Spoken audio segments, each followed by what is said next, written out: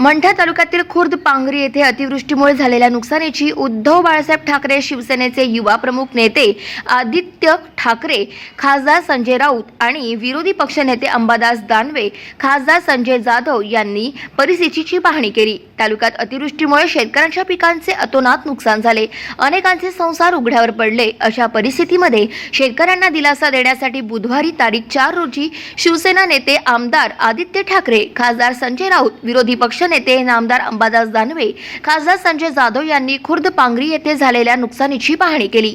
तसेच ग्रामस्थांशी संवाद साधून नैसर्गिक आपत्तीमध्ये आम्ही आपल्या सोबत आहोत असा दिलासा दिला।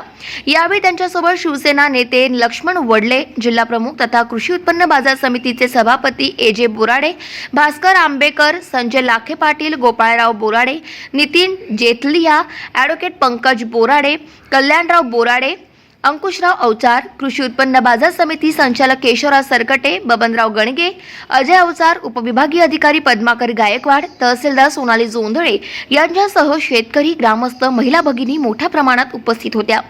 यावेळी ग्रामस्थांनी अतिवृष्टीमुळे झालेल्या नुकसानीची माहिती दिली।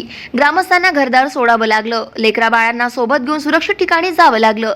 असे असताना ग्रामस्थांना अक्षरशः रडू कोसळले आणि शेती पिकांचे 100% त्यांचे नुकसान झाले, तरी घरात पाणी गेल्यामुळे अन्नधान्य वाहून गेले अशी कैफियत ग्रामस्थांनी मांडली।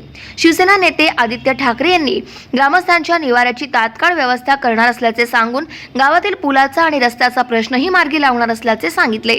यावेळी शिवसेना, काँग्रेस आणि राष्ट्रवादी काँग्रेसचे पदाधिकारी, शेतकरी, ग्रामस्थ आणि महिला भगिनी उपस्थित होत्या।